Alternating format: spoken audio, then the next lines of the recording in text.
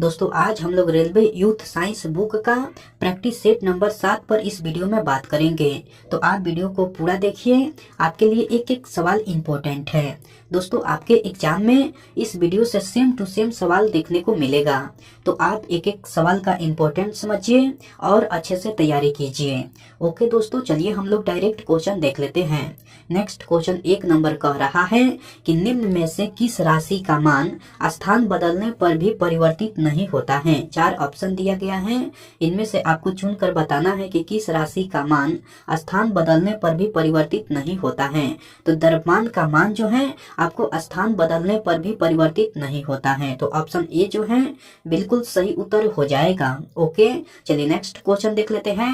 Next question कह रहा है कि किसी वस्तु के द्रव्यमान का मापन किसका मापन कहलाता है। तो किसी वस्तु के द्रव्यमान का मापन जड़त्व का मापन कहलाता है। किसका मापन कहलाता है दोस्तों? तो जड़त्व का। ऑप्शन बी जो है बिल्कुल सही उत्तर हो जाएगा। ओके, चलिए नेक्स्ट क्वेश्चन देख लेते हैं। नेक्स्ट क्वेश्चन कह रहा है कि वस्तु के जड़त्व को निम्न में से किसमें मापा जाता है। तो वस्तु के जड़त्व को द्रव्यमान में मापा जाता है। किसमें मापा जाता है दोस्तों? तो द्रव्यमान में। ऑप्शन डी जो है बिल्कुल सही उत्तर हो जाएगा। ओके, चलिए नेक्स्ट क्वेश्चन देख लेते हैं। नेक्स्ट क्वेश्चन कह रहा है कि द्रव्यमान बाटा आयतन बराबर होता है। 4 ऑप्शन दिया गया है, इनमें से आपको चुनकर बताना है कि द्रव्यमान बाटा आयतन किसके बराबर होता है। तो द्रव्यमान बाटा आयतन घनत्व के बराबर होता है। किसके बराबर होता है दोस्तों? तो घनत्व के। ऑप्शन ए जो है बिल्कुल सही उत्तर हो जाएगा। ओके, चलिए नेक्स्ट क्वेश्चन देख लेते हैं। नेक्स्ट क्वेश्चन कह रहा है कि बल बाटा त्वरण बराबर होता है। बल बाटा त्वरण किसके बराबर होता है? तो आपको द्रव्यमान के बराबर होता है। बल बाटा त्वरण द्रव्यमान के बराबर होता है। ऑप्शन सी जो है बिल्कुल सही उत्तर हो जाएगा। ओके, चलिए नेक्स्ट क्वेश्चन देख लेते हैं। नेक्स्ट क्वेश्चन कह रहा है कि निम्नलिखित में से कौन त्वरण के मान को गुरुत्व के कारण प्रभावित नहीं करता है। तो आपको द्रव्यमान जो है आपको त्वरण के मान को गुरुत्व के कारण प्रभावित नहीं करता है। कौन नहीं करता है? तो द्रव्यमान नहीं करता है। ऑप्शन ए जो है बिल्कुल सही उत्तर हो जाएगा। ओके, चलिए नेक्स्ट क्वेश्चन देख लेते हैं। दोस्तों मैं उम्मीद करता हूं कि क्वेश्चन आपको अच्छे से समझ में आ रहा है। दोस्तों अगर आपको वीडियो पसंद आती है तो इस वीडियो को लाइक कर दीजिए और कमेंट करके बताइए कि वीडियो आपको कैसे लगी।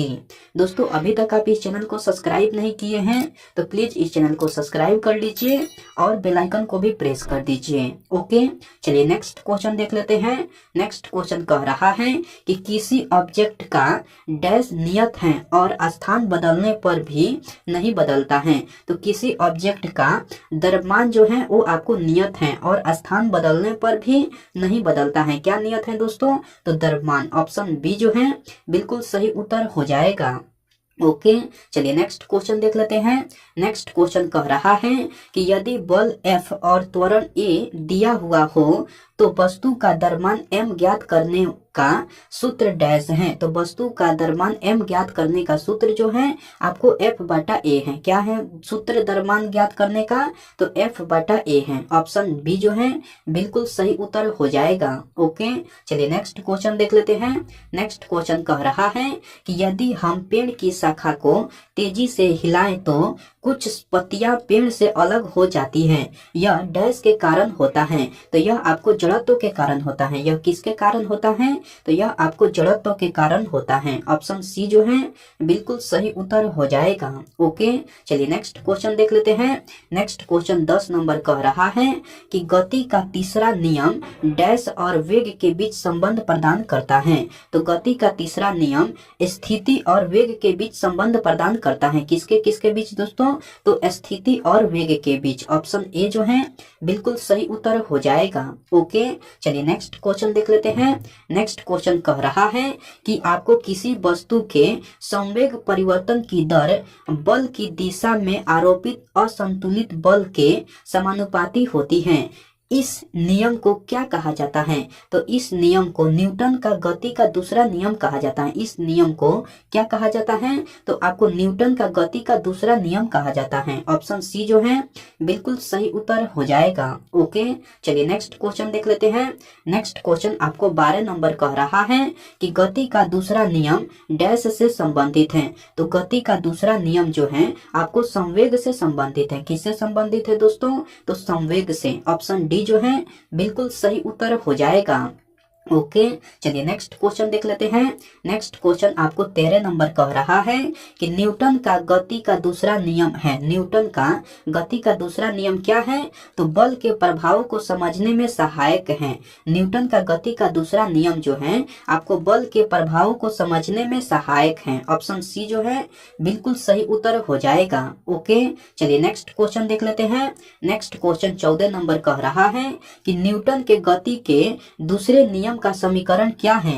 तो न्यूटन के गति के दूसरे नियम का समीकरण जो है आपको F बराबर ma है। क्या है समीकरण? तो F बराबर ma है। ऑप्शन बी जो है बिल्कुल सही उत्तर हो जाएगा। ओके, चलिए नेक्स्ट क्वेश्चन देख लेते हैं। नेक्स्ट क्वेश्चन 15 नंबर कह रहा है कि समीकरण F बराबर ma को न्यूटन के डैश नियम के रूप में जाना जाता है। तो समीकरण F बराबर ma को न्यूटन के दूसरे नियम के रूप में जाना जाता है। किस नियम के रूप में जाना जाता है? तो दूसरे नियम के रूप में। ऑप्शन ए जो है बिल्कुल सही उत्तर हो जाएगा। ओके, चलिए नेक्स्ट क्वेश्चन देख लेते हैं। नेक्स्ट क्वेश्चन आपको 16 नंबर कह रहा है कि निम्नलिखित में से कौन सा कथन न्यूटन के गति के तीसरे नियम के लिए सही है? तो बल अलग अलग निकाय पर विपरीत दिशा में लागू होता है। यही कथन जो है आपको न्यूटन के लिए सही है। तो ऑप्शन सी जो है बिल्कुल सही उत्तर हो जाएगा। दोस्तों मैं यह क्वेश्चन फिर से रिपीट कर दे रहा हूँ। क्वेश्चन कह रहा है कि निम्नलिखित में से कौन सा कथन न्यूटन के गति के तीसरे नियम के लिए सही है? तो बल अलग अलग निकाय पर विपरीत दिशा में लागू होता है। यही कथन जो है न्यूटन के गति के तीसरे नियम के लिए सही है। तो ऑप्शन सी जो है बिल्कुल सही उत्तर हो जाएगा। ओके, चलिए नेक्स्ट क्वेश्चन देख लेते हैं। नेक्स्ट क्वेश्चन आपको 17 नंबर कह रहा है कि गति के 3 नियम इनमें से किसके द्वारा प्रतिपादित किए गए थे? तो गति के 3 नियम आपको न्यूटन द्वारा प्रतिपादित किए गए थे। किसके द्वारा प्रतिपादित किए गए थे? तो न्यूटन के द्वारा। ऑप्शन सी जो है बिल्कुल सही उत्तर हो जाएगा। ओके, चलिए नेक्स्ट क्वेश्चन देख लेते हैं। नेक्स्ट क्वेश्चन 18 नंबर कह रहा है कि न्यूटन के गति के नियमों का प्रकाशन वर्ष क्या था? तो न्यूटन के गति के नियमों का प्रकाशन वर्ष जो है आपको 1687 था। क्या था प्रकाशन वर्ष? तो 1687 था। ऑप्शन डी जो है बिल्कुल सही उत्तर हो जाएगा। ओके, चलिए नेक्स्ट क्वेश्चन देख लेते हैं। नेक्स्ट क्वेश्चन कह रहा है कि गति का प्रसिद्ध नियम डैश ने दिया था। तो गति का प्रसिद्ध नियम जो है आपको न्यूटन ने दिया था। किसने दिया था दोस्तों? तो न्यूटन ने। ऑप्शन बी जो है बिल्कुल सही उत्तर हो जाएगा। ओके, चलिए नेक्स्ट क्वेश्चन देख लेते हैं। नेक्स्ट क्वेश्चन आपको 20 नंबर कह रहा है कि एक निकाय के संवेग में परिवर्तन की दर डैश के समानुपाती होती है। तो एक निकाय के संवेग में परिवर्तन की दर आपको लागू बल के समानुपाती होती है। किसके समानुपाती होती है दोस्तों? तो लागू बल के। ऑप्शन बी जो है बिल्कुल सही उत्तर हो जाएगा। ओके, चलिए नेक्स्ट क्वेश्चन देख लेते हैं। नेक्स्ट क्वेश्चन कह रहा है कि 1 kg गुने 1 मीटर पर सेकेंड स्क्वायर को डैश कहा जाता है। तो 1 kg गुने 1 मीटर पर सेकेंड स्क्वायर को 1 न्यूटन कहा जाता है। क्या कहा जाता है दोस्तों? तो 1 न्यूटन। ऑप्शन ए जो है बिल्कुल सही उत्तर हो जाएगा। ओके, चलिए नेक्स्ट क्वेश्चन देख लेते हैं। नेक्स्ट क्वेश्चन आपको 22 नंबर कह रहा है। मैं थोड़ा सा क्वेश्चन को छोटा कर देता हूं ताकि आपको क्वेश्चन पढ़ने में दिक्कत नहीं हो।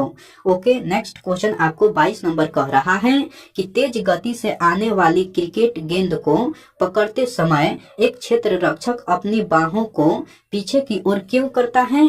क्योंकि वह लंबे समय तक कम बल का अनुभव करता है, इसलिए करता है। मैं यह क्वेश्चन फिर से रिपीट कर दे रहा हूँ। क्वेश्चन कह रहा है कि तेज गति से आने वाली क्रिकेट गेंद को पकड़ते समय एक क्षेत्र रक्षक अपनी बाहों को पीछे की ओर क्यों करता है? क्योंकि वह लंबे समय तक कम बल का अनुभव करता है, इसलिए करता है। ऑप्शन सी जो है बिल्कुल सही उत्तर हो जाएगा। ओके, चलिए नेक्स्ट क्वेश्चन देख लेते हैं। नेक्स्ट क्वेश्चन आपको 23 नंबर कह रहा है कि एक राइफल से गोली चलाई गई, यदि राइफल बिना किसी रोक के पीछे की ओर आती है तो राइफल की गतिज ऊर्जा क्या होगी? तो राइफल की गतिज ऊर्जा जो है आपको गोली की गतिज ऊर्जा से कम होगी। तो राइफल की गतिज ऊर्जा क्या होगी? तो आपको गोली की गतिज ऊर्जा से कम होगी। ऑप्शन बी जो है बिल्कुल सही उत्तर हो जाएगा। ओके, चलिए नेक्स्ट क्वेश्चन देख लेते हैं। नेक्स्ट क्वेश्चन आपको 24 नंबर कह रहा है कि आपको द्रव्यमान और त्वरण के गुणनफल को कहा जाता है। तो द्रव्यमान और त्वरण के गुणनफल को क्या कहा जाता है? तो आपको बल कहा जाता है। क्या कहा जाता है दोस्तों? तो बल कहा जाता है। ऑप्शन डी जो है बिल्कुल सही उत्तर हो जाएगा। ओके, चलिए नेक्स्ट क्वेश्चन देख लेते हैं। नेक्स्ट क्वेश्चन आपको 25 नंबर कह रहा है कि रॉकेट लॉन्चिंग कौन से नियम पर आधारित है? 4 ऑप्शन दिया गया है, इनमें से आपको चुनकर बताना है कि रॉकेट लॉन्चिंग कौन से नियम पर आधारित है। तो आपको न्यूटन का गति का तृतीय नियम पर आधारित है। रॉकेट लॉन्चिंग न्यूटन का गति का तृतीय नियम पर आधारित है। ऑप्शन ए जो है बिल्कुल सही उत्तर हो जाएगा। ओके, इस प्रैक्टिस सेट में इतना ही सवाल था। मैं उम्मीद करता हूं कि सारे सवाल आपको याद हो गया होगा। दोस्तों, अगर आपको सारे सवाल याद नहीं हुआ है तो आप इस वीडियो को फिर से देखिए। आपके लिए एक एक सवाल इम्पोर्टेंट है। आपके एग्जाम में इस वीडियो से सेम टू सेम सवाल देखने को मिलेगा। ओके, मैं आपसे नेक्स्ट प्रैक्टिस सेट में मिलता हूं। तब तक के लिए टेक केयर दोस्तों एंड बाय।